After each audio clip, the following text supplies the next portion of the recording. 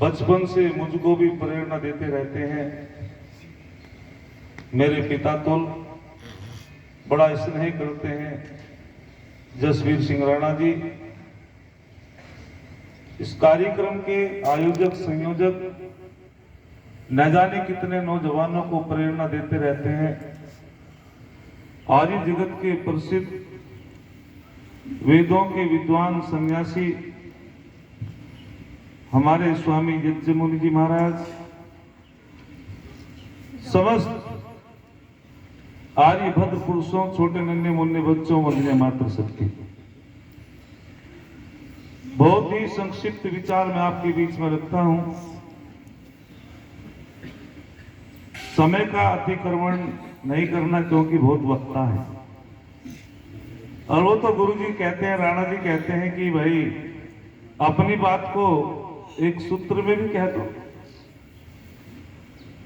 नारी के गौरव की बात हमारे महाशय देवपाल जी कर रहे थे। महर्षि स्वामी दयानंद का बहुत बड़ा उपकार नारी जाति के ऊपर है।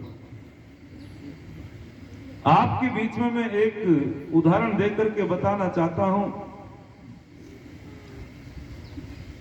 अष्टाध्यायी जो महर्षि पाणिनि द्वारा रचित एक ऐसा ग्रंथ है, व्याकरण का ग्रंथ है, उसको बिना पढ़े व्यक्ति वेद मंत्रों को नहीं समझ पाता। एक पौराणिक जगत के आचार्य हुए जैन संप्रदाय के जैनेन्द्र कुमार, उन्होंने एक सूत्र का भाष्य किया।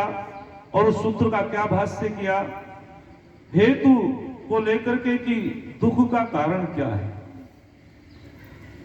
और उस सूत्र से कितनी बड़ी हानि हुई इस नारी जाति की, कितने भ्रमित हुए समाज के लोग।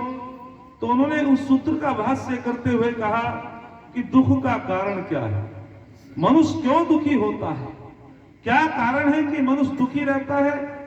तो भाष्य करते हुए उन्होंने कह दिया कन्या शोका। गुरुजी क्या भाष्य किया? कन्या शोका, कि जो दुख का कारण है, जो मानव दुखी रहता है, ये कारण तो कन्या का जन्म है। अर्थात जिन घरों में कन्या जन्म ले लेती है वो व्यक्ति दुखी रहता है, परेशान रहता है, उसको कभी सुख नहीं मिल पाता। और इस सूत्र का भाष्य करके पौराणिक लोगों ने जो है उस नारी जाति का बहुत बड़ा शोषण किया। कह दिया कि स्त्री शूद्रो नाध्यताम, अर्थात कि ये श्रुति का प्रमाण है। हमने उपनिषद भी पढ़े, वेद भी पढ़े, शास्त्र पढ़े, कहीं भी किसी भी शास्त्र उपनिषद वेदों में ये पंक्ति लिखी हुई नहीं है। ये अपने आप उन लोगों ने अपने आप ही इस श्लोक को घड़ा और बनाया और बना करके भ्रमित कर दिए। परमपिता परमात्मा तो न्यायकारी है। अरे परमपिता परमात्मा ने जल केवल पुरुषों के लिए दिया है, नारी जाति के लिए भी? हाँ या ना बोलो। परमात्मा का जल सबके लिए समान रूप से है। परमात्मा ने अन्न समान रूप से सबको दिया है। परमात्मा का सूर्य का प्रकाश सबके लिए है। परमात्मा का चंद्रमा का प्रकाश सबके लिए है। परमात्मा ने पृथ्वी में अन्न औषध सबके लिए दिया है। अरे जब परमपिता परमात्मा ने सारी वस्तुएं पदार्थ सबके लिए दी, तो परमपिता परमात्मा ने अपना ज्ञान भी सबके लिए बराबर दिया है। वो पक्षपाती नहीं है ईश्वर। कहेंगे कि नारी जाति को और शूद्रों को वेद पढ़ने का अधिकार नहीं है। तो आइए मैं उसी बिंदु पर आता हूं। महर्षि स्वामी दयानंद का कितना बड़ा उपकार हमारे ऊपर है। तो जब स्वामी दयानंद ने इसका भाष्य किया, सूत्र का, उन्होंने कहा बिल्कुल गलत, इसका ये अर्थ नहीं हो सकता, ये भाष्य गलत कर दिया। तो ऋषि दयानंद कहते हैं कि शोक का कारण कन्या का जन्म नहीं होता, शोक का कारण बताते हैं अविद्या शोका। क्या कारण है बोलो? अविद्या शोक का कारण है। जो विद्या में फंस जाता है वो व्यक्ति शोक में रहता है, दुखी रहता है। और केवल इस सूत्र से यही हानि नहीं हुई। उन्होंने कहा कि कन्या का जन्म शोक का कारण है और आगे कह दिया कन्या यज्ञोपवीत धारण कन्या का नहीं हो सकता।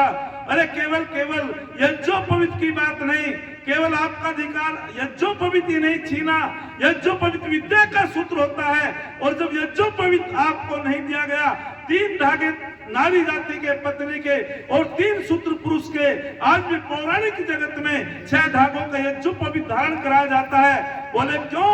क्योंकि नारी जाति यज्ञोपवीत धारण नहीं कर सकती। केवल यही अधिकार नहीं छीना, विद्या का अधिकार भी छीना गया, कर्मकांड का अधिकार भी छीना गया, आप परम पिता परमात्मा की उपासना का अधिकार भी छीना गया। अधिक न बोलते हुए मैं कहना चाहता हूं कि ऋषि दयानंद ने कहा था कि नारी, वैदिक काल में उन्होंने कितने उदाहरण दिए कि जब आप वैदिक काल में नारियों को पढ़ोगे, इतिहास को पढ़ोगे, अरे कह देता भारती देवी ने, जब जगत गुरु शंकराचार्य और पंडित मंडन मिश्र का शास्त्रार्थ हुआ और निर्णायक कौन बने, तो भारती देवी ने कहा था कि जहां भारती देवी होगी तो वहां निर्णायक ढूंढने की कोई जरूरत नहीं होगी। और उसने कह दिया था मैं निर्णायक बनूंगी।